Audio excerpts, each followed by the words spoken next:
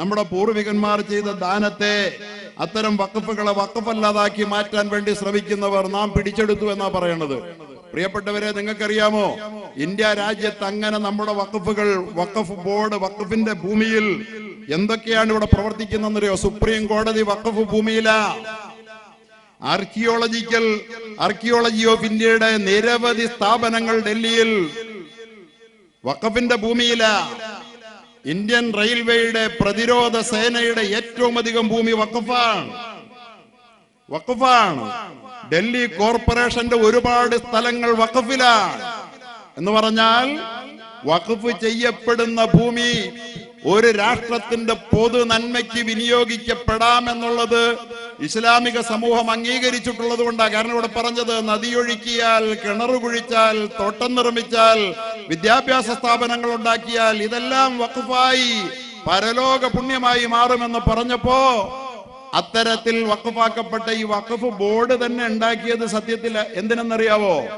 മുസ്ലിങ്ങൾ ആവശ്യപ്പെട്ടിട്ടൊന്നുമല്ല. ഇപ്പൊ പറഞ്ഞത് ഏതാണ്ട് മുസ്ലിങ്ങൾ ഞങ്ങൾക്കൊരു വഖഫ് ബോർഡ് ഉണ്ടാക്കി തരാമോ എന്ന് ചോദിച്ച് നിലവിളിച്ചപ്പോഴാണ് ഇന്ത്യ രാജ്യത്ത് മുസ്ലിമീങ്ങളുടേതായ വഖഫ് ഭൂമികൾ വിഭജനത്തോടുകൂടി ഡൽഹിയിലും ബോംബെയിലും അതുപോലെ തന്നെ ഇന്ത്യയുടെ പല മഹാനഗരങ്ങളിലും അതിർത്തി പ്രദേശങ്ങളിലും അതീവ സമ്പന്നന്മാരായ ഒരുപാട് മുസ്ലിം പ്രഭുക്കന്മാരുടെ അടക്കമുള്ള ഭൂമികൾ ഇട്ടേച്ച് വിഭജനത്തിന് ശേഷം അവർ പാകിസ്ഥാനിലേക്ക് പോയപ്പോ ആ ഭൂമിയെല്ലാം മുസ്ലിം ഇൻഡിവിജ്വൽസ്, മുസ്ലിമീങ്ങൾ അതെടുക്കാതിരിക്കാൻ, മറ്റുള്ളവരും അതെടുക്കാതിരിക്കാൻ, വ്യക്തികൾക്ക് സ്വന്തമാകാതിരിക്കാൻ വേണ്ടിയിട്ട് ഇന്ത്യയുടെ ഗവൺമെന്റ് അത് തങ്ങളുടേതാക്കി നിലനിർത്താൻ വേണ്ടിയിട്ട് ഇന്ത്യയുടെ ഗവൺമെന്റാണ് വഖഫ് ബോർഡ് ഉണ്ടാക്കിയത്. നമ്മൾ ആവശ്യപ്പെട്ടിട്ടാണോ? നമ്മളെപ്പോഴാണ് വഖഫ് ബോർഡ് ഉണ്ടാക്കാൻ വേണ്ടി ഉണ്ടാക്കിയത്? നമ്മളെപ്പോഴാണ് വഖഫ് ബോർഡ് ഉണ്ടാക്കാൻ പാടുണ്ടാക്കിയത്? ഇത് വ്യക്തി കൊണ്ടുപോകരുത്. വഖഫിന്റെ ലക്ഷ്യം എന്ന് പറയുന്നത് രാഷ്ട്രത്തിന്റെ പൊതു താല്പര്യമാണ്. അതുകൊണ്ട് വഖഫിന്റെ ഭൂമി വഖഫ് ചെയ്യപ്പെട്ടാൽ അത് രാഷ്ട്രത്തിന്റെ കൂടി അധികാരത്തിലേക്കാണ് ഇത് വരുന്നത്. ഇന്ന് കേരളത്തിലെ, ഇന്ത്യയിലടക്കം വഖഫ് ബോർഡുകൾ ഭരിക്കുന്ന ആരാ? മുസ്ലിങ്ങളാ. ചിലപ്പോ പറയും തലയെക്കെട്ടുകാരായ ആരെങ്കിലും ഒരാള് അതിന്റെ ചെയർമാൻ ആയിട്ടുണ്ടാവും. ആരാ നിയമിക്കണേ? അപ്പപ്പോ ഭരിക്കുന്ന ഗവൺമെന്റാ, ഗവൺമെന്റിന്റെ നോമിനിയാണ്. ആ നോമിനിക്ക് ഗവൺമെന്റിന്റെ താല്പര്യത്തിനപ്പുറത്തൊന്നും പ്രവർത്തിക്കാനുള്ള സ്വാതന്ത്ര്യമില്ല. പിന്നെ ഞങ്ങൾക്ക് കിട്ടിയ ഒരു പദവിയാ എന്ന് പറഞ്ഞ് നമ്മളങ്ങനെ നടക്കണമെന്ന് മാത്രമേ ഉള്ളൂ. സത്യത്തിൽ ഇന്ന് വഖഫ് ബോർഡ് ഇന്ത്യ രാജ്യത്തെ മുഴുവൻ വഖഫ് പ്രോപ്പർട്ടീസും ഗവൺമെന്റിന്റേതാണ്. വഖഫ് ബോർഡുകളെല്ലാം 36 വഖഫ് ബോർഡുകൾ സ്റ്റേറ്റിന്റേതായി മതിയും, അല്ലാതെ ഈ 36 വഖഫ് ബോർഡുകൾ കേന്ദ്ര ഗവൺമെന്റിന്റെ അണ്ടറിലുണ്ട്, സ്റ്റേറ്റുകളുടെയും കീഴിൽ. ഈ വഖഫ് ബോർഡുകളൊന്നും മുസ്ലിമീങ്ങൾ സമരം ചെയ്തുണ്ടാക്കിയതല്ല. മുസ്ലിമീങ്ങൾ ഇട്ടും വെച്ചും പോയ ആ വസ്തുവകകൾ അത് വ്യക്തികൾ അന്യാധീനപ്പെടുത്താതിരിക്കാൻ വേണ്ടി അതിവിടെ സംഭവിച്ചു. നിങ്ങൾക്കറിയോ, 2002 LK അദ്വാനി ഉദ്ഘാടനം ചെയ്ത മില്ലനിയം പാർക്ക് 10 ഏക്കർ ഭൂമി ഖബർസ്ഥാന് വേണ്ടി വഖഫ് ചെയ്തതാ. അതൊക്കെ നമുക്ക് സഹിക്കാം. കാരണം പൊതുസമൂഹത്തിന് വേണ്ടി നൽകിയതിൽ മുസ്ലിം സമൂഹം ഇടപെട്ടിട്ടില്ല. ഇപ്പൊ മുസ്ലിം സമുദായം അത് അരുത്, ഭേദഗതികൾ അരുതെന്ന് പറയുന്നപ്പോൾ എന്തേ ഈ സമുദായം മുമ്പേ പറഞ്ഞില്ല? നിങ്ങൾ ആലോചിക്കണം. സുപ്രീം കോടതി വിട്ടതാന്ന് പറഞ്ഞോ? റെയിൽവേ പിടിച്ചെടുത്ത ഭൂമി തരാൻ പറഞ്ഞോ? പ്രതിരോധ സേനയുടെ വസ്തുവകകൾ വഖഫിന്റേതാണ്, രേഖാമൂലം രേഖകൾ സംസാരിക്കുന്നു, തരണമെന്ന് നമ്മൾ പറഞ്ഞോ? ആർക്കിയോളജിയുടെ വസ്തുവകകൾ വിട്ടുതരണമെന്ന് പറഞ്ഞോ? എന്താ കാര്യം? വഖഫിന് രാഷ്ട്ര നിർമ്മാണത്തിൽ വഖഫിന്റെ പ്രോപ്പർട്ടികൾക്ക് ഒരു പങ്കുണ്ട്. അതുകൊണ്ട് അത് ആ നിലയിൽ ഉൾക്കൊള്ളാൻ കഴിയുമെന്ന് ഈ രാജ്യത്തെ മുസ്ലിം സമുദായത്തിന് തിരിച്ചറിയാൻ ശേഷിയുണ്ട്. അതുകൊണ്ട് രാഷ്ട്രമത കൈകാര്യം. പക്ഷേ നിങ്ങൾക്കറിയുമോ, ഇന്ത്യയിലെ എന്നല്ല ലോകത്തെ തന്നെ ഏറ്റവും വലിയ മുതലാളിയായി മണിക്കൂറുകളോളം ജീവിക്കുകയും ചില മണിക്കൂറുകൾ അതിനുശേഷം താഴോട്ട് വരികയും ചെയ്ത സാക്ഷാൽ അംബാനിയുടെ അൻഡാലിയ എന്ന് പറയുന്ന 32 നിലയുള്ള ആഡംബര ഭവനമുണ്ടല്ലോ, അത് നിലനിൽക്കുന്നത് വഖഫ് ഭൂമിയിലാ. ഏക്കർ കണക്കിനുള്ള വഖഫ് ഭൂമിയിലാ. എറണാകുളം നഗരത്തിലെ 10 സെന്റിന്റെ വില പോലും കൊടുക്കാതെ അയാൾ സ്വന്തമാക്കിയപ്പോ ഇത്തരക്കാരായ ആളുകൾ, അത് മുസ്ലിങ്ങളുണ്ട്, മുസ്ലിങ്ങളല്ലാത്തവരുമുണ്ട്.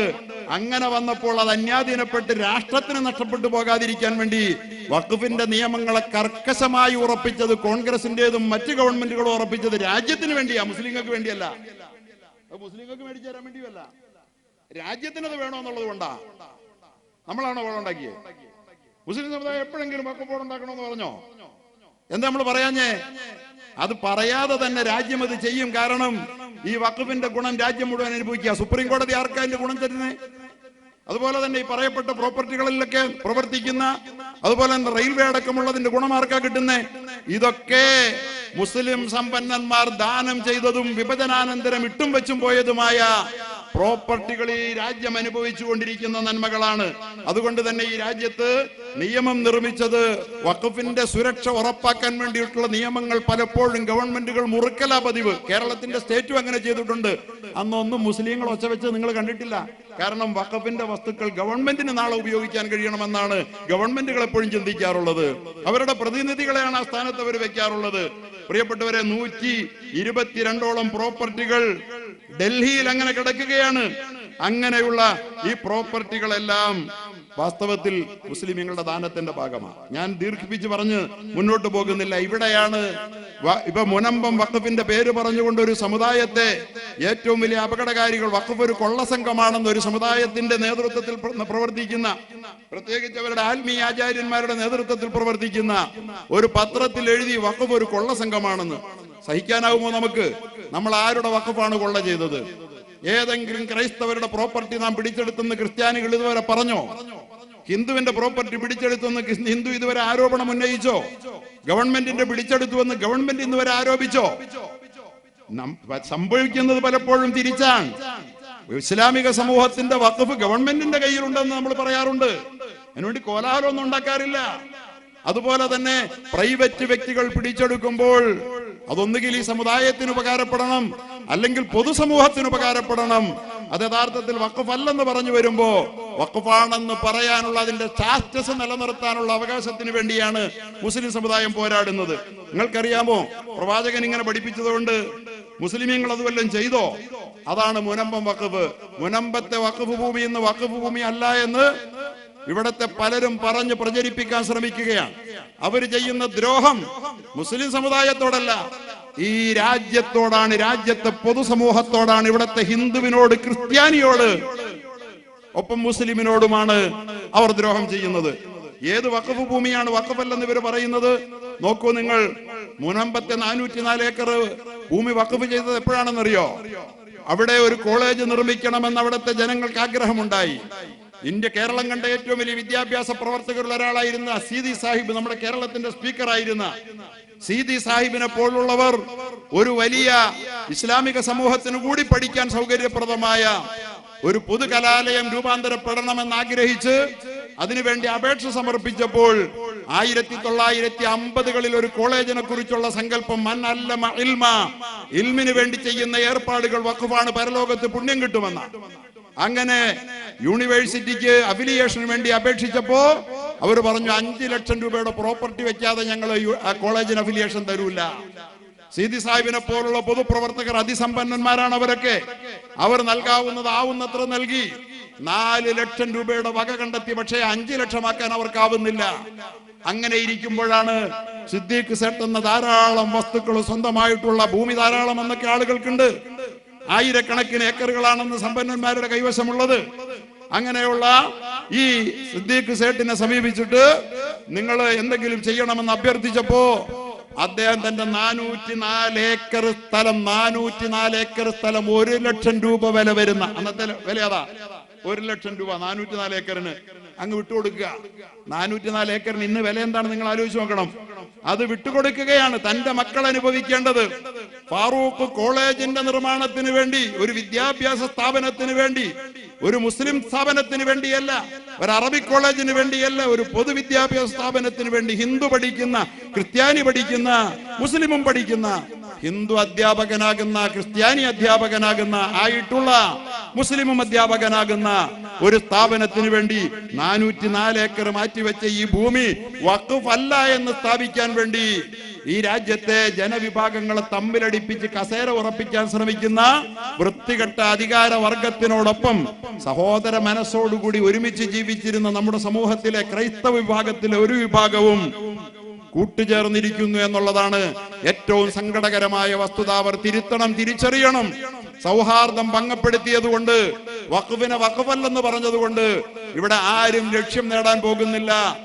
ഇവിടെ ഫാസിസ്റ്റ് ശക്തികൾക്ക് നമ്മെ തമ്മിലടിപ്പിക്കലാണ് ലക്ഷ്യം. ഇത് പക്ഷെ വഖഫല്ല എന്ന് പറയുന്നവരോട് ഞാനതിന്റെ തെളിവ് പറയാം.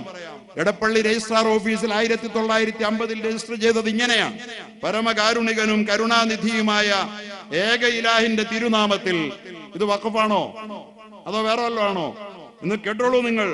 എന്നിട്ട് അദ്ദേഹം പറഞ്ഞു പോകുന്നു, ഫാറൂഖ് കോളേജ് മാനേജിംഗ് കമ്മിറ്റിക്ക് വേണ്ടി ഇപ്പോഴത്തെ പ്രസിഡന്റ് അദ്ദേഹത്തിന്റെ മൊയ്തുട്ടി സാഹിബ് അവറുകളുടെ പുത്രൻ തടിക്കച്ചവടം ഉണ്ണിക്കമ്മു അവറുകൾക്ക് മുഹമ്മദ് സിദ്ദീഖ് സേട്ടു എഴുതി കൊടുത്ത വഖഫ് ആധാരം. ഇതിനെയാണ് വഖഫ് അല്ലെന്ന് പറഞ്ഞു നടക്കണേ. അതിനകത്ത് കുറെ മുസ്ലിം കോന്തന്മാരുണ്ട്. എന്താ പറയുക അവരോടൊക്കെ? എന്താ പറയുക? വഖഫ് ആധാരം പരമകാരുണികനും കരുണാനിധിയുമായ അള്ളാഹുവിന്റെ നാമത്തിൽ എന്ന് പറഞ്ഞുകൊണ്ട് തന്റെ 404 ഏക്കർ ഭൂമി, അന്ന് 1 ലക്ഷം എന്ന് പറഞ്ഞാൽ ഇന്ന് ശതകോടികളാണ്, അത്രയും ഭൂമി വിട്ടുകൊടുത്തുകൊണ്ട് ആ മനുഷ്യൻ ഇത് വഖഫ് ആധാരമാണെന്ന് എഴുതി എടപ്പള്ളി സബ് രജിസ്ട്രാർ ഓഫീസിൽ. ഇത് വഖഫ് ആധാരമാണോ എന്നിപ്പോ സംശയം ജനിപ്പിച്ച് ദാനാധാരമാണ്, പാട്ടാധാരമാണ്. അവിടെ വിവരാവകാശ പ്രകാരം ചോദ്യം ചോദിച്ചതിന്റെ ഉത്തരം എന്റെ കൈവശമുണ്ട്. 4 ആധാരങ്ങൾ എടുത്തു ചോദിച്ചു ഇത് ഏത് തരം ആധാരമാണ്. 3 ആധാരവും അത് അല്ല എന്ന് കാണിച്ചിട്ട് വഖഫ് ആധാരം എന്നതിന് ടിക്ക് കൊടുത്തിരിക്കുക. വഖഫ് ആധാരമാണ്, ദാനാധാരമോ പാട്ടാധാരമോ അത്തരത്തിലുള്ള ഒരാധാരവുമല്ല എന്ന് വിവകാരാവകാശ പ്രകാരം എടപ്പള്ളി രജിസ്ട്രാർ ഓഫീസിൽ നിന്ന് മറുപടി കിട്ടിയിട്ടുള്ള ഈ വഖഫ് ആധാരമല്ലെന്ന് പറയുന്നവർ സത്യത്തിൽ രാജ്യദ്രോഹമല്ലേ ചെയ്യുന്നത്? രാഷ്ട്രം നിയമിച്ച നിയമത്തിനെതിരിൽ, രാഷ്ട്രം നിർമ്മിച്ച നിയമമാണ്, മുസ്ലിങ്ങൾ നിർമ്മിച്ച നിയമമല്ല. ഈ വഖഫിന്റെ പ്രൊട്ടക്ഷന്റെ നിയമം മുസ്ലിമീങ്ങളെ രക്ഷിക്കാനല്ല, വഖഫ് പ്രോപ്പർട്ടികൾ പിടിച്ചെടുത്ത് മുസ്ലിങ്ങൾക്ക് കൊടുക്കാനുമല്ല. അത് വ്യക്തികൾ അന്യാധീനപ്പെടുത്താതെ പൊതു താല്പര്യത്തിന് വേണ്ടി നിലനിൽക്കണമെന്ന് തീരുമാനിച്ചിട്ടുണ്ടായതാ. എന്നിട്ട് അദ്ദേഹം പറയുകയാണ്, താഴെ വിവരം പറയുന്നതും 1 ലക്ഷം രൂപ വിലയുള്ളതുമായ, ഇത് ആധാരമാണ്, അതിന്റെ ആധാരത്തിന്റെ ആദ്യ പേജാ ഞാൻ വായിക്കുന്നേ. 1 ലക്ഷം രൂപ വിലയുള്ളതുമായ 404 ഏക്കർ 76 സെന്റ് സ്ഥലവും അതിലുള്ള സകല ദേഹണ്ഡങ്ങളും കൂടി ഈ കോളേജ് ഇസ്ലാമിക ആദർശപ്രകാരം കൽപ്പിച്ചു നടത്തുമെന്നുള്ള വിശ്വാസത്താൽ ഇത് വഖഫാണോ അതോ ദാനാധാരമാണോ അതോ പാട്ടാധാരം എഴുതണാണോ? ഇങ്ങനെ എന്തൊക്കെയാണ് ഇപ്പൊ പറഞ്ഞു നടക്കണേ? ഇങ്ങനെയാണോ പാട്ടാധാരം എഴുതണേ? ദാനാധാരം എഴുതണേ ഇങ്ങനെയാണോ? ഇസ്ലാമിക വിശ്വാദർശപ്രകാരം കൽപ്പിച്ചു നടത്തുമെന്നുള്ള വിശ്വാസത്താൽ എന്റെ ആത്മശാന്തിക്കായി ഖബറിൽ ആത്മശാന്തി കിട്ടുമെന്ന് അള്ളാഹുവിന്റെ പ്രവാചകൻ പഠിപ്പിച്ചതിന്റെ പ്രേരണയാൽ എന്റെ റൂഹിന്റെ ആത്മശാന്തിക്കായി അടിയിൽ പറയുന്ന വ്യവസ്ഥകളോടുകൂടി എനിക്കുള്ള സകലാവകാശങ്ങളും ഒഴിഞ്ഞ് വഖഫായി. ഇനി അദ്ദേഹത്തിന് അധികാരമില്ല, കൊടുത്ത ആൾക്ക് അധികാരമില്ല. അപ്പോഴാ അധികാരം ഞങ്ങൾക്ക് ക്രയവിക്രയം ചെയ്യാൻ, വിൽക്കാൻ, കാശ് മേടിക്കാനെന്ന് ഇത് കൈപ്പറ്റിയ ആളുകൾ പറയുന്നെന്ന് ഓർക്കണം. എന്റെ എല്ലാ അവകാശങ്ങളും ഒഴിഞ്ഞ്. ഇത് മനസ്സിലാക്കണം ഈ സമൂഹം. ഞങ്ങൾ എന്തുകൊണ്ട് മുനമ്പത്തെ ഭൂമി വഖഫാണ് എന്ന് നിങ്ങൾ അംഗീകരിക്കണം, അതിന്റെ സ്റ്റാറ്റസ് മാനിക്കണം. അവിടെ കബളിപ്പിക്കപ്പെട്ട ആ വഖഫിന്റെ സംരക്ഷണം നടത്തേണ്ടിയിരുന്ന ഫാറൂഖ് കോളേജ് തെറ്റായ നിലയിൽ പോൾ എന്ന് പറയുന്ന ഒരു വക്കീലിന് അറ്റോർണി പദവി കൊടുത്തിട്ട്, പവർ ഓഫ് അറ്റോർണി കൊടുത്തിട്ട് അയാളെ കൊണ്ട് വിപ്പിച്ച് കാശ് മേടിച്ചിട്ടുണ്ടെങ്കിൽ ഫാറൂഖ് കോളേജാണ് അതിന് ഉത്തരവാദികൾ. അവരാൽ കബളിപ്പിക്കപ്പെട്ടിട്ടുള്ള ജനങ്ങളുണ്ടെങ്കിൽ അവരിൽ നിന്ന് കാശ് ചെറുതോ വലുതോ ആയ തുക കൊടുത്ത് മേടിച്ചവർ വഴിയാധാരമാകാൻ നമ്മൾ അനുവദിക്കില്ല എന്നാണ് മുസ്ലിം സമുദായം ഒന്നിച്ചു പറയുന്നത്. പക്ഷെ അതിനത് വഖഫായത് വഖഫല്ലെന്ന് പറഞ്ഞാൽ സത്യത്തിനെതിരിൽ പറയലല്ലേ? അത് ആരെ പേടിച്ചിട്ട് പറയാനാ? കാസയെ പോലുള്ള വിഷജന്തുക്കളെ പേടിച്ചിട്ടോ? അല്ലെങ്കിൽ PC ജോർജിനെ പോലുള്ള ആ പൂഞ്ഞാറിലെ തെരുവിലൂടെ അലയുന്ന ചില ജന്മങ്ങളെ പേടിച്ചിട്ടോ? അവരങ്ങനെ അച്ചപ്പാടും അലമുറയും ഇട്ടാൽ ഇത്ര ആധികാരികമായി വഖഫാണെന്ന് എഴുതി വെച്ചിരിക്കുന്ന വഖഫല്ലാതായി മാറുമെങ്കിൽ ഇവിടെ ഏതെങ്കിലും വിഭാഗത്തിന്റെ ദേവസ്വമോ സഭാസ്വത്തുക്കളോ ആരെങ്കിലും ഒച്ചയുണ്ടാക്കിയാൽ അത് അതിന്റെ സ്റ്റാറ്റസ് നഷ്ടപ്പെടുത്തണമെന്നാവൂലേ? നോക്കൂ, ഇത് സ്റ്റാറ്റസ്, ഇത് വഖഫാണെന്ന് നിങ്ങൾ അംഗീകരിച്ചിട്ട് ആ സാധുജനങ്ങളുടെ പ്രശ്നം എങ്ങനെയും പരിഹരിച്ചോളൂ എന്നേ ഈ സമുദായം പറയുന്നുള്ളൂ. അവരെ കുടിയൊഴിപ്പിച്ച് തീരുവെന്ന് പറയുന്ന ഒരു മുസ്ലിം വ്യക്തിയുമില്ല, ഒരു സംഘടനയുമില്ല എന്ന് മനസ്സിലാക്കണം. ഇവിടെ വെറുപ്പ് പ്രചരിപ്പിക്കുന്നവർ തിരിച്ചറിയാൻ വേണ്ടി ഞാൻ പറയുകയാണ്. എന്നിട്ട് അദ്ദേഹം പറയുകയാണ്, ഇത് വഖഫായി, 2 വട്ടമായി വഖഫായി എന്ന് കൂടി അദ്ദേഹം പറയുന്നു. എന്നിട്ട് പറയുകയാണ്, ഇതിൽപ്പെട്ട വകകളും അതിൽ നിന്നെടുത്ത ആദായവും പ്രസ്തുത കോളേജിലെ വിദ്യാഭ്യാസത്തിന് ഉപയോഗിക്കുന്നതല്ലാതെ യാതൊരു മറ്റാവശ്യത്തിനും ഉപയോഗിക്കുന്നതിന് അവകാശമില്ലാത്തതും, റിസോർട്ട് നടത്താൻ കൊടുക്കാൻ പറ്റൂല, ബാർ നടത്താൻ കൊടുക്കാൻ പറ്റൂല, കോളേജിന്റെ വിദ്യാഭ്യാസത്തെ ആവശ്യത്തിന് വേണ്ടി മാത്രമേ ഇതെടുക്കാവൂ. കാരണം അതാണ് വഖഫിൽ പ്രവാചകൻ ആവശ്യപ്പെട്ടത്, വിദ്യാഭ്യാസത്തിന് എടുക്കാവൂ. അതാണ് ഇസ്ലാമിക ആദർശപ്രകാരം കൽപ്പിച്ചു നടത്തുക എന്ന് പറഞ്ഞതിന്റെ അർത്ഥം. അതാണ് എന്റെ ആത്മശാന്തിക്ക് ഉപകാരപ്പെടുന്നത് എന്ന് പറഞ്ഞിട്ട് പറയുക, ഏതെങ്കിലും കാലത്ത് കോളേജ് നടപ്പിലില്ലാതെ വരികയും. എപ്പോഴാണ് അതിനകത്ത് എന്തെങ്കിലും മാറ്റം വരുത്താവുന്നത്? ഇതിനിങ്ങനെ ക്ലോസ് ഉണ്ട്, കണ്ടീഷണലാണ് എന്നാ പറയണേ ഇപ്പൊ ചിലര്. എല്ലാ വഖഫും കണ്ടീഷണലല്ല. വഖഫ് ചെയ്ത ആള് വെക്കുന്ന ഏത് കണ്ടീഷനും ബാധകമാ, മുഴുവൻ വഖഫും കണ്ടീഷനല്ല. അതുകൊണ്ട് കണ്ടീഷൻ വെക്കാൻ വഖഫിന് അവകാശമുണ്ട്. അദ്ദേഹം പറയുകയാണ് മറ്റൊരാവശ്യത്തിന് ഉപയോഗപ്പെടുത്താൻ പാടില്ല. ഇന്ന് ആ വസ്തു ബാറായിട്ട് ഉപയോഗിക്കുകയാണ്, ഇന്നത് റിസോർട്ടായിട്ട് ഉപയോഗിക്കുക. ഏത് നീതിബോധമാണ് മതവിശ്വാസികളും മതാചാര്യന്മാരുമാണെന്ന് പറയുന്നവരെ ആദരണീയരായ നിങ്ങളെ ഭരിക്കുന്നത്? നിങ്ങൾ ഏത് മതത്തിന്റെ ആളുകളാണ്? നിങ്ങൾ ഏത് ക്രിസ്തുദേവന്റെ ആളുകളോ? നിങ്ങൾ ആരുടെ? നിങ്ങൾ കൃഷ്ണന്റെ ആളുകളോ? നിങ്ങൾ ഏത് മതത്തിന്റെ ആളുകളാണ്? നിങ്ങൾ മതത്തിന്റെ ഘാതകന്മാരല്ലേ? നിങ്ങൾ ഇത് വഖഫല്ലെന്ന് പറഞ്ഞാൽ, വഖഫായിരുന്നു കൊണ്ട് തന്നെ ആ പ്രശ്നത്തിന് മാന്യമായ പരിഹാരം ചെയ്യാം. ആ ജനങ്ങളെ കുടിയൊഴിപ്പിക്കരുത്. വഖഫ് ആണെങ്കിൽ പോലും എന്ന് പറയുന്നതിനേക്കാൾ ഉദാരമാണോ വഖഫ് അല്ലാത്തത് കൊണ്ട് കൊടുത്തേരെ എന്ന് പറയുന്നത്? വഖഫ് ആണെങ്കിലും കൊടുക്കണമെങ്കിൽ കൊടുക്കാം. വഖഫാണെന്നത് അംഗീകരിക്കുക, അതൊരു സ്റ്റാറ്റസിന്റെ പ്രശ്നമാണ് എന്നല്ലേ മുസ്ലിം സമുദായം പറഞ്ഞിട്ടുള്ളൂ. എന്നിട്ട് അദ്ദേഹം പറയുകയാണ്, ഏതെങ്കിലും കാലത്ത് കോളേജ് ഇല്ലാതെ വന്നാൽ, ഇതിൽപ്പെട്ട വസ്തുക്കൾ ശേഷിക്കുകയും ചെയ്താൽ, കോളേജ് ഇല്ലാതെ വന്നോ? ഇപ്പൊ കൊടുത്തളഞ്ഞല്ലോ, കോളേജ് ഇല്ലാതെ വന്നില്ല, ഇപ്പോഴും കോളേജ് ഉണ്ട്. അപ്പൊ ഇത് വേറൊരൊന്നിനും ഉപയോഗിക്കാൻ ഇന്നും പറ്റില്ല, കോളേജ് ഉണ്ടല്ലോ. കോളേജ് ഇല്ലാതെ വന്നാൽ മാത്രം വസ്തുക്കൾ ശേഷിക്കുകയും ചെയ്താൽ പിന്നെ എന്ത് ചെയ്യണം? അന്ന് വഖഫ് ബോർഡില്ല ഏറ്റെടുക്കാൻ. അപ്പൊ പിന്നെ എന്ത് ചെയ്യണം? ഫാറൂഖ് കോളേജിന് പിന്നെ ഞാനിത് കോളേജ് ഇല്ലല്ലോ, അപ്പൊ പിന്നെ കോളേജ് മാനേജ് കമ്മിറ്റിക്ക് പിന്നെയും അതോറിറ്റി ഇല്ല. അപ്പൊ കൊടുത്ത എന്റെ അവകാശികൾക്ക് എന്റെ താല്പര്യപ്രകാരം എന്റെ പരലോക മോക്ഷത്തിന് മറ്റേതെങ്കിലും തരത്തിൽ സമൂഹത്തിന് ഉപകാരപ്രദമായി അവർ വിനിയോഗിക്കാൻ പര്യാപ്തമായ നിലയിൽ എന്റെ അവകാശികൾക്ക്, എന്റെ പിന്തുടർച്ചാവകാശികൾക്ക് അത് മടക്കിയെടുക്കാൻ അവകാശം ഉണ്ടായിരിക്കുമെന്ന് പറഞ്ഞത് വഖഫ് ബോർഡ് ഇല്ലാത്തത് കൊണ്ടുകൂടി. അന്ന് വഖഫ് ബോർഡ് ഉണ്ടോ? അങ്ങനെ കൊടുത്ത ഈ വഖഫ് വസ്തുവിനെ ഈ രാജ്യത്ത് കലാപത്തിന്റെ കേന്ദ്രബിന്ദുവാക്കി മാറ്റാൻ വേണ്ടി ശ്രമിക്കുന്ന അപകടകാരികളായ ശക്തികൾ യഥാർത്ഥത്തിൽ ഈ രാജ്യത്തെ ജനങ്ങളെ ഭിന്നിപ്പിച്ച് ഈ രാജ്യത്ത് അധികാരം ഉറപ്പിക്കാൻ വേണ്ടിയിട്ട് ബ്രിട്ടീഷുകാരെ പോലെ ഡിവൈഡ് ആൻഡ് റൂൾ തന്ത്രമാക്കിയ അധികാര കേന്ദ്രത്തിനാണ് ഒത്താശ ചെയ്യുന്നത്. ഇത് നാളുകളിൽ അവർക്കാണ് വിനയായി വരിക.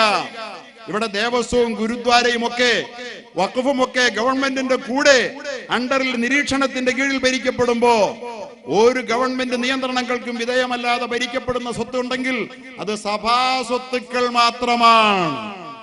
ഇതിനെതിരിലുള്ള നിങ്ങളുടെ ഈ വാദമുഖങ്ങൾ, ഈ സഭാധികാരികളോട് ഞാൻ പറയുക, ഞാൻ എല്ലാവരോടും ഇപ്പൊ പറയുന്നില്ല, കാരണം നമ്മുടെ പാമ്പ്ളാനി പിതാവൊക്കെ കഴിഞ്ഞ ദിവസം പറയുന്നത് ഞാൻ കേട്ടു.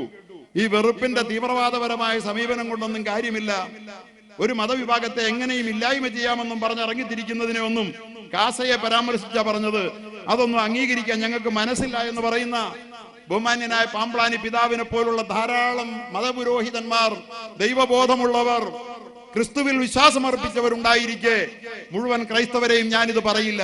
പക്ഷെ വഖഫ് കൊള്ളസംഘമാണെന്ന് പറയുകയും അതിൽ ഉറച്ചു നിൽക്കുകയും ഒക്കെ ചെയ്യുന്ന ഈ ചില പുരോഹിതന്മാരുണ്ടല്ലോ, അവര് നാളെ മുസ്ലിം സമുദായത്തിന്റെ വഖഫ് പ്രോപ്പർട്ടികൾ ഭേദഗതിയിലൂടെ പിടിച്ചെടുക്കാൻ അവർക്ക് കഴിഞ്ഞാൽ, നാളെ നിങ്ങളുടെ പ്രോപ്പർട്ടിയിൽ കൈവയ്ക്കാൻ അവർക്ക് മുമ്പിൽ എന്താണ് തടസ്സമെന്ന് മണിപ്പൂർ മുമ്പിൽ വെച്ച് അവർ ആലോചിക്കുന്നത് നല്ലതാണ്.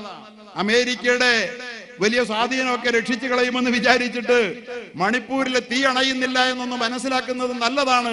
ഒരു സമുദായത്തെ ഒറ്റപ്പെടുത്താൻ വേണ്ടി ശ്രമിക്കുമ്പോ ഇവര് പറയുന്നത് അതിനകത്ത് രണ്ടാളുകൾക്ക്, അമുസ്ലിമീങ്ങളായ ആളുകൾ ഇതിനകത്ത് കയറി വരണം പോലും. സഭാസ്വത്തിൽ അക്രൈസ്തവരെ അനുവദിക്കുമോ?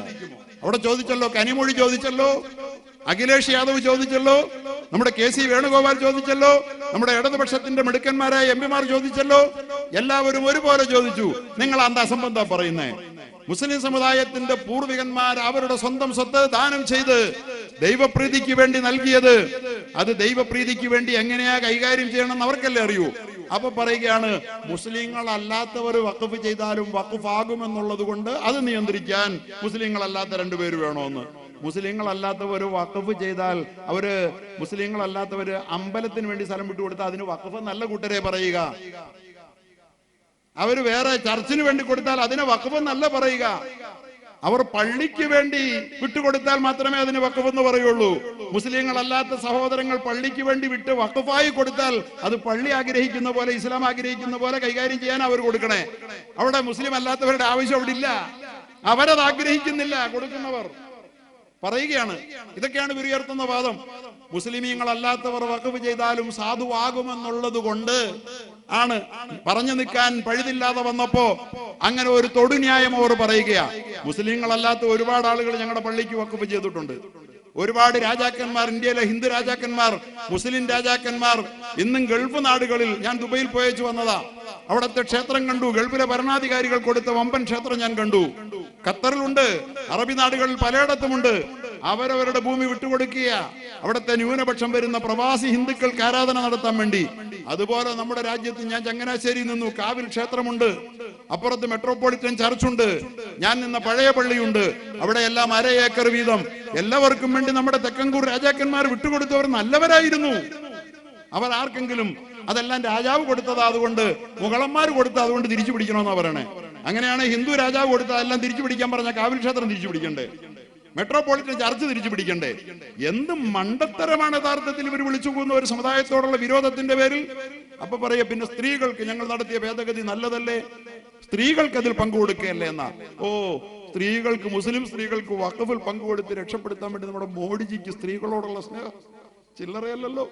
സ്വന്തം ഭാര്യയെ 10-65 കൊല്ലം മുമ്പ് കല്യാണം കഴിച്ചിട്ട് ജീവിതത്തിൽ പെണ്ണായ ആ ഭാര്യയെ ഒന്ന് നോക്കുകയോ ഒന്ന് ദർശിക്കുകയോ സ്പർശിക്കുകയോ പോലും ചെയ്യാൻ തയ്യാറാകാതെ ഒരു സ്ത്രീയോടുള്ള മനുഷ്യത്വത്തിന്റെ 7 അയലത്ത് പോലും കടന്നു പോകാത്ത ആളാണത്രേ മുസ്ലിം സ്ത്രീ. 40 പേരെ തീയിട്ട് ചുടാൻ വേണ്ടിയിട്ട് നേതൃത്വം നൽകിയെന്ന് രാജ്യം മുഴുവൻ വിശ്വസിക്കുന്ന ഒരു മനുഷ്യൻ സക്കിയ ജാഫ്രി ഇന്നലെയാണ് മരിച്ചത്. ആ പാവപ്പെട്ട പെണ്ണിന്റെ കണ്ണീര് കാണാത്ത മനുഷ്യൻ മുസ്ലിം പെണ്ണിനെ ശാക്തീകരിക്കാൻ വേണ്ടിയിട്ട് വഖഫ് ബോർഡിൽ അവളുടെ പ്രാതിനിധ്യം കൊടുക്കാൻ പോണു പോലും. കേമമായി പോയി. ഇതൊക്കെ വിശ്വസിക്കണം പോലും നമ്മൾ. ഇതൊക്കെ അങ്ങ് വിശ്വസിക്കുന്നവർ ബുദ്ധിമാന്മാരും അത് തെറ്റാന്ന് പറയുന്നവർ മന്ദബുദ്ധികളുമാണെന്ന് അവർ പറയുന്നത്. നിങ്ങൾക്കൊക്കെ മനസാക്ഷിയുണ്ടോ? അയം നിജ പരോവേദി ഗണനാം ലഘുചേതസ. ഈ പിഞ്ചു കുഞ്ഞിന്റെ മനസ്സും പേര് നടക്കാതെ മനുഷ്യനാകാൻ നോക്ക്. മനസ്സുകൊണ്ട് ആകാശത്തോളം വളരാൻ ശ്രമിക്ക്. പരലോക സീമകളിൽ, സ്വർഗസീമകളിൽ ചേക്കേറാൻ അതാണ് ഉപകാരപ്പെടുക എന്നേ പറയാനുള്ളൂ. പ്രിയപ്പെട്ടവരെ, അങ്ങനെയുള്ള ഭേദഗതികൾ നടപ്പിൽ വരുത്തി ഇവര് നടപ്പാക്കാൻ ശ്രമിക്കുന്നത് വഖഫിന്റെ പ്രൊട്ടക്ഷൻ അല്ല. ഇതുപോലെ രാജ്യനിവാസികൾക്കെന്നും മുതൽക്കൂട്ടായി മുസ്ലിം സമുദായത്തിന്റെ പൂർവികന്മാരുടെ ഉദാര മനസ്ഥിതി കൊണ്ട് നൽകപ്പെട്ട് ഈ രാജ്യം അനുഭവിച്ചു വന്നുകൊണ്ടിരിക്കുന്ന വഖഫ് പ്രോപ്പർട്ടികളെല്ലാം അണ്ടാലിയ അംബാനി പിടിച്ചെടുത്തതുപോലെ സ്വന്തമാക്കാൻ ശ്രമിക്കുന്ന സ്വകാര്യ വ്യക്തികൾക്ക് തീരെഴുതി കൊടുക്കാനുള്ള അവകാശമാണ് ഇവർ ഉറപ്പുവരുത്താൻ ശ്രമിക്കുന്നത്. കോൺഗ്രസ് സർക്കാർ, ഇതിനു മുമ്പുള്ള സർക്കാരുകൾ ഈ വഖഫ് നിയമത്തെ ഇത്ര ശക്തമാക്കിയത് വ്യക്തികളെ എടുക്കാതിരിക്കാൻ വേണ്ടിയാണ്. ആവശ്യം വന്നാൽ അത് സർക്കാർ എടുത്ത് രാജ്യത്തിന് മുതൽക്കൂട്ടാക്കാൻ വേണ്ടിയാണ്. ആരാണ് യഥാർത്ഥത്തിൽ രാജ്യസ്നേഹികൾ? ഇവരല്ലേ രാഷ്ട്രദ്രോഹികൾ? ഈ രാജ്യദ്രോഹികളോടൊപ്പം നിൽക്കലല്ല രാഷ്ട്രധർമ്മം മാനിക്കുന്ന ജനാധിപത്യത്തിൽ വിശ്വസിക്കുന്നവർ ചെയ്യേണ്ടതെന്ന് സൂചിപ്പിച്ചുകൊണ്ട്, എന്റെ പ്രിയപ്പെട്ട സഹോദരങ്ങളെ, സമയം വളരെ ദീർഘിച്ചതുകൊണ്ട് ഞാൻ എന്റെ പ്രഭാഷണം ഇനിയും നീട്ടിക്കൊണ്ടുപോകാൻ ആഗ്രഹിക്കുന്നില്ല. യഥാർത്ഥത്തിൽ വഖഫ് ഇസ്ലാമിക സമൂഹത്തിന്റെ ഒരു വലിയ ഇസ്ലാമിക് സൊസൈറ്റിയുടെ മെറ്റീരിയൽ ഫൗണ്ടേഷനായി ലോകത്തെന്നും വിലയിരുത്തപ്പെട്ടിട്ടുള്ളതാണ്. ഒരു ഇസ്ലാമിക സൊസൈറ്റി എന്തിനാണ് വഖഫ് ചെയ്യുന്നറിയോ? ഇസ്ലാമിലെ സംസ്കാരത്തിലെ ഭരണ സംവിധാനത്തിന് പൊതുജനാവശ്യങ്ങൾക്ക് പണം കണ്ടെത്താൻ കഴിയാതെ വരുന്ന സാഹചര്യത്തിൽ സമ്പന്നരായ സ്വകാര്യ വ്യക്തികളെ ദാനത്തിന് പ്രേരിപ്പിച്ച് ക്ഷേമ പ്രവർത്തനം നടത്താൻ വേണ്ടി ഇസ്ലാമിക ഭരണകൂടങ്ങൾ ഏർപ്പാടാക്കിയ വഖഫ് സംവിധാനത്തിലൂടെയാണ് ഇസ്ലാമിക സമൂഹത്തിന്റെ എല്ലാ കാലത്തും ആ സമൂഹത്തിൽ ജീവിച്ച ജനങ്ങൾ കടന്നുപോയത്. വഖഫിന്റെ തൊട്ടിലിൽ ജനിച്ച്, വഖഫിന്റെ ഭക്ഷണം കഴിച്ച്, വഖഫിന്റെ ഖബറുകളിൽ, ഖബർസ്ഥാനുകളിൽ അന്തി ഉറങ്ങുന്ന ഒരു സമൂഹ ഘടനയെയാണ് വഖഫിലൂടെ ഇസ്ലാം സൃഷ്ടിച്ചെടുത്തത് എന്ന് സാമൂഹിക ചിന്തകന്മാർ വിവക്ഷിച്ചതും വിലയിരുത്തിയതും ഈ അർത്ഥത്തിലാണ്. അത് സമൂഹത്തിന് മുഴുവൻ ഉപകാരപ്പെടുന്നതാണ്. ഇന്നും ഫാറൂഖ് കോളേജിൽ ലക്ഷക്കണക്കിന്, നിങ്ങൾക്കറിയാമോ, മണപ്പാടൻ മുഹമ്മദ് ഹാജി ഫാറൂഖ് കോളേജിന് നമ്മുടെ ഫസൽ കപൂർ പറഞ്ഞു 150 ഏക്കർ കൊടുത്തു. അത് കൊടുത്തപ്പോ NSS വന്നിട്ട് പറഞ്ഞു ഞങ്ങൾക്ക് എന്താന്ന് 25 ഏക്കർ അവർക്കും കൊടുത്തു. SNDP വന്നിട്ട് പറഞ്ഞു, ആർ ശങ്കർ വന്നിട്ട് പറഞ്ഞു ഞങ്ങൾക്ക് എന്താന്ന് 25 ഏക്കർ അവർക്കും കൊടുത്തു. അദ്ദേഹം ഞാനും കൂടിയുള്ള ഒരു വേദി ചങ്ങനാശ്ശേരി വെച്ച് ഒരിക്കൽ പ്രസംഗിച്ചതാ. ഇങ്ങനെ കൊടുക്കുകയാണ് വിദ്യാഭ്യാസത്തിന് വേണ്ടി. ഇതൊക്കെ ആർക്കാ ഉപകാരപ്പെട്ടെ? അതൊക്കെ ഭൂമി വഖഫ് ചെയ്താൽ കിട്ടുന്ന ഈ മുസ്ലിം സമ്പന്നന്മാർ എന്നും അത് ചെയ്തിട്ടുണ്ട്. ഇതില്ലെന്ന് പറയുമ്പോഴാണ് ഞാൻ പണ്ടൊരിക്കൽ പ്രഭാഷണത്തിൽ ചോദിച്ചതുപോലെ, ഇവിടെ പല ക്രൈസ്തവ സമൂഹത്തിന്റെയും, ഞാൻ ക്രൈസ്തവ സഹോദരരെ വിമർശിക്കാൻ പറയല്ല, ഈ ദുർന്യായങ്ങളുടെ പുറകെ പോയി വെറുപ്പിന്റെ ശക്തികൾക്ക് ഒത്താശ ചെയ്യുന്ന ചില പുരോഹിതന്മാരും ചില ക്രൈസ്തവ ഗ്രൂപ്പുകളും പ്രവർത്തിക്കുന്നത് കൊണ്ട് മാത്രം ഞാൻ പറയുകയാണ്. നിങ്ങൾ ഇങ്ങനെ ചെയ്താൽ, പ്രിയപ്പെട്ടവരെ, നിങ്ങളുടെ ഇവിടെ SD കോളേജ് കാഞ്ഞിരപ്പള്ളിയുടെ നഗരഹൃദയത്തിൽ, ഞാൻ വരുന്ന ആലുവയിലെ യൂണിയൻ ക്രിസ്ത്യൻ കോളേജ്, അതുപോലെ തന്നെ SB കോളേജ് ചങ്ങനാശ്ശേരിയിലെ, ഇതൊക്കെ ഏത് കാലഘട്ടത്തിൽ ഉള്ളതാ? നിങ്ങളുടെ കയ്യിലേക്ക് എങ്ങനെ വന്നു ചേർന്നതാ? പൂർവികന്മാരാരും വഖഫ് ചെയ്തതല്ലല്ലോ, ഒന്നും അല്ലല്ലോ. അതേസമയം ഞങ്ങളുടെ പൂർവികന്മാർ വഖഫ് ചെയ്തതാണെന്ന് രേഖയില്ലാത്ത ഒന്നിലും ഞങ്ങൾ അവകാശവാദം ഉന്നയിക്കാറില്ല. അവകാശവാദം ഉന്നയിക്കുന്നത് പോയിട്ട് അത് പ്രൊട്ടക്ട് ചെയ്യാൻ പോലും വേണ്ടത്ര ഞങ്ങൾക്ക് കഴിഞ്ഞിട്ടില്ല. പിന്നെ അത് വഖഫിനെ വഖഫ് അല്ലെന്ന് പറയുമ്പോൾ വഖഫാണെന്ന സ്റ്റാറ്റസ് അംഗീകരിക്കണമെന്നേ ഞങ്ങൾ പറയുന്നുള്ളൂ. അവിടെ കബളിപ്പിക്കപ്പെട്ട പാവം ജനതയെ പുറന്തള്ളണമെന്നും ഞങ്ങൾ പറയുന്നില്ല. തികച്ചും ഉദാരമായ ഈ നിലപാട് സ്വീകരിക്കുന്ന ഒരു സമൂഹത്തെ അവരുടെ കൈവശമുള്ള വഖഫ് ഭൂമികൾ കൊണ്ട് ഈ രാജ്യത്ത്, ഞാൻ ഒരു കാര്യം പറയട്ടെ, നമ്മുടെ ഒരുപാട് പള്ളിപ്പറമ്പുകൾ, ഇന്ന് 25 ഏക്കറുള്ള ഒരു പള്ളിയിൽ ഞാൻ ജോലി ചെയ്തവനാ. ഖത്തീബിന് ശമ്പളം കൊടുക്കാൻ ഇന്നും കയ്യിൽ കാശില്ല. ഇങ്ങനെയാ നമ്മൾ വഖഫ് ഭൂമിയെ കൈകാര്യം ചെയ്യണേ, മനസ്സിലായില്ലേ? 40 ഏക്കർ ഭൂമി വഖഫുണ്ട്. ഞാൻ അറിയുന്ന എറണാകുളം ജില്ലയിൽ ഇന്ന് 40 ഏക്കർ ഭൂമി വഖഫുണ്ട്. അവിടെ പഠിക്കുന്ന അന്തേവാസികൾക്ക് വേണ്ടത്ര സൗകര്യം നൽകാൻ കഴിയുന്നില്ല. ഇങ്ങനെ സ്വന്തം സമൂഹത്തിന് പോലും ഉപകാരം ചെയ്യാൻ കഴിയാതെ വഖഫിനെ ദുരുപയോഗം ചെയ്യുന്നവരായി വഖഫിന്റെ മുത്തവല്ലിമാർ പലപ്പോഴും മാറിയപ്പോഴാണ് വഖഫിന്റെ മൂല്യം തിരിച്ചറിയാൻ ഈ രാഷ്ട്ര ജനതയ്ക്ക് കഴിയാതെ പോയത്. അതുകൊണ്ട് ഈ രാജ്യത്തെ ജനതയെ നമ്മൾ എഡ്യൂക്കേറ്റ് ചെയ്യണം. വഖഫ് അത് സംരക്ഷിച്ചത് ഇന്നലകളിൽ രാഷ്ട്ര ദൗത്യത്തിന്റെ ഭാഗമായി രാജ്യത്തിന്റെ ഗവൺമെന്റുകളാണ്. അത് സംരക്ഷിക്കേണ്ടത് ഞങ്ങളുടെ ബാധ്യതയല്ല. ഞങ്ങളുടെ വഖഫുകൾ ഞങ്ങൾ നോക്കിക്കോളാം.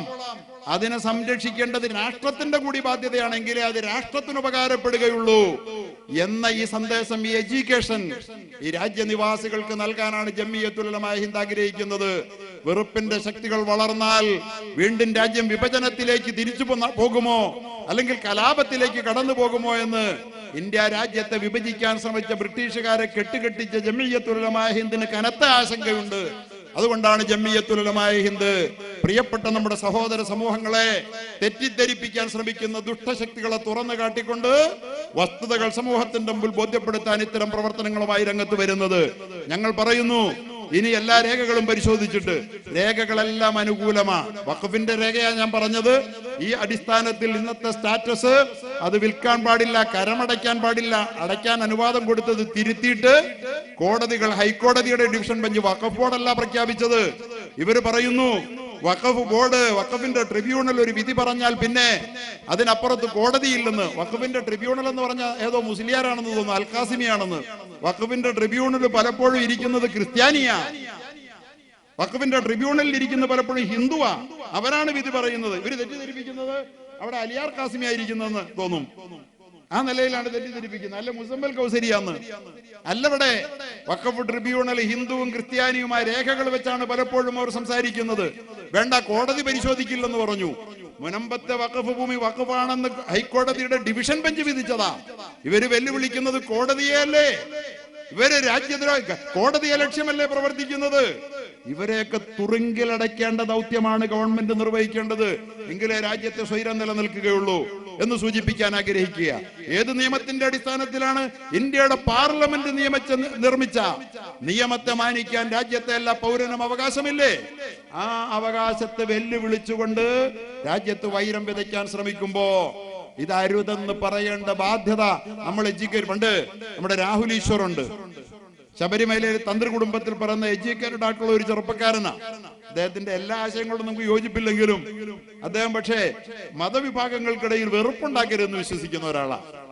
ലക്ഷ്യം നേടാൻ പലതും ഉണ്ട് ഹിന്ദുവിന്.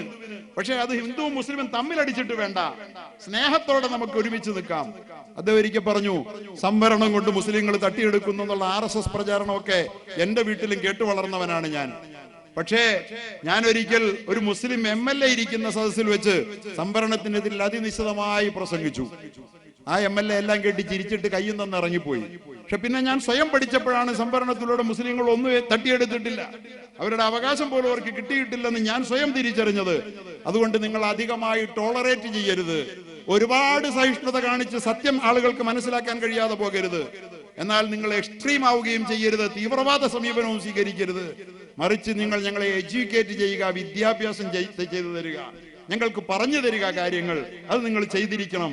ജമിയത്തുൽ ഉലമാ ഹിന്ദിന്റെ കുന്നത്തൂർ താലൂക്ക് ഇതിന്റെ ഞങ്ങളുടെ ആദരണീയനായ ഉസ്താദ് ബഹുമാനപ്പെട്ട മല്ലാഹിരി ഉസ്താദ് ജില്ലയുടെ പ്രസിഡന്റ് ആയിരിക്കുകയാണ്. ഇന്നും ചെറുപ്പക്കാരന്റെ ഊർജ്ജസ്വലതയോട് ഉപദേശ നിർദ്ദേശങ്ങളോടും കൂടി ജമിയത്തുൽ ഉലമാ ഹിന്ദ് പറയുന്നു, ഞങ്ങൾ ഈ രേഖകളെല്ലാം കോടതിക്ക് മുമ്പിൽ വയ്ക്കും, കോടതി വിധി എതിരായാലും ഞങ്ങൾ അംഗീകരിക്കും. ബാബരി മസ്ജിദ് കണ്ടില്ലേ, ഞങ്ങൾക്ക് നൊമ്പരമുണ്ട്, ആ വിധി തെറ്റാണ്, പക്ഷെ ഞങ്ങൾ അംഗീകരിക്കാതിരുന്നോ? കലാപം കൂട്ടിയോ?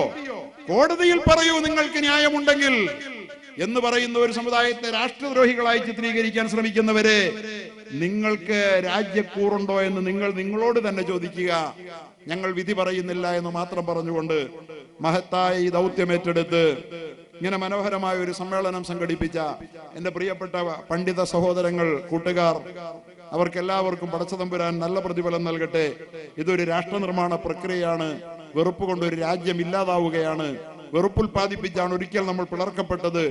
ഇനിയും അത് സംഭവിക്കരുത്, കലാപത്തിലേക്ക് രാജ്യം കൂപ്പുകുത്തരുത് എന്നാഗ്രഹിച്ചുകൊണ്ട് നടത്തുന്ന ഇത്തരം പ്രവർത്തനത്തിൽ ഞാൻ ഇവിടെ വന്നപ്പോൾ കണ്ടു ബഹുമാനപ്പെട്ട ദക്ഷിണ കേരള ജമിയത്തുൽ ഉലമയുടെ ആദരണീയനായ ജനറൽ സെക്രട്ടറി ഈ പ്രവർത്തനങ്ങൾക്ക് പിന്തുണയുമായി വന്നത് വ്യത്യസ്ത രാഷ്ട്രീയ പ്രസ്ഥാനത്തിന്റെ, ലീഗിന്റെ, കോൺഗ്രസിന്റെ, CPM-ന്റെ, അതുപോലെ തന്നെ SDPയുടെ എന്നെല്ലാം ഇവിടെ കൂട്ടുകാർ പറഞ്ഞു. എല്ലാ പ്രസ്ഥാനത്തിന്റെയും പ്രവർത്തകർ ഈ നന്മയെ മാനിച്ചുകൊണ്ട് ഇവിടെ പങ്കാളികളായതൊക്കെ ഈ രാജ്യത്തെ ജനങ്ങൾ ഒരുമിച്ച് ജീവിക്കണം, സ്നേഹത്തോടെ, സഹകരണത്തോടെ, സഹവർത്തിത്വത്തോടെ നമ്മുടെ രാജ്യത്തിന് ഇന്നലകളിൽ എന്ന പോലെ മുന്നോട്ട് പോകണമെന്നുള്ള ആഗ്രഹം മനസ്സിൽ നിറഞ്ഞു നിൽക്കുന്നത് കൊണ്ടാണ്. അള്ളാഹു അനുഗ്രഹിക്കുമാറാകട്ടെ. ഇല്ല, നമ്മുടെ രാജ്യം തകരില്ല.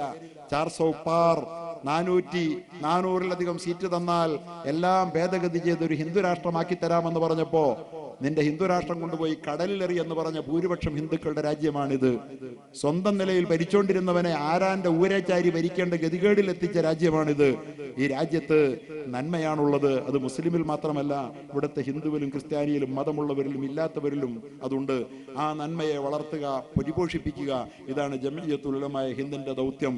മൗലാന അബുൽ കലാം ആസാദിന്റെ പ്രസ്ഥാനത്തിന്, മൗലാന ഹുസൈൻ അഹമ്മദ് മദനി റഹ്മത്തുള്ളാഹിയുടെ പ്രസ്ഥാനത്തിന്, മൗലാന ഷെയ്ഖുൽ ഹിന്ദ് മഹ്മൂദുൽ ഹസൻ ദൈബന്ദിയുടെ പ്രസ്ഥാനത്തിന് അതല്ലാതെ മറ്റൊന്നും കഴിയില്ല. നമുക്ക് മുന്നേറാം. ദൈവം അള്ളാഹു നമ്മെ അനുഗ്രഹിക്കുമാറാകട്ടെ എന്ന ആത്മാർത്ഥമായ പ്രാർത്ഥനയോടെ ഞാൻ എൻ്റെ വാക്കുകൾ ഉപസംഹരിക്കുന്നു. അൽഹംദുലില്ലാഹി അവ്വലൻ വ ആഖിറ വ ആഖിറു ദഅവതി അനിൽ ഹംദുലില്ലാഹ്. അസ്സലാമു അലൈക്കും വറഹ്മത്തുള്ളാഹി.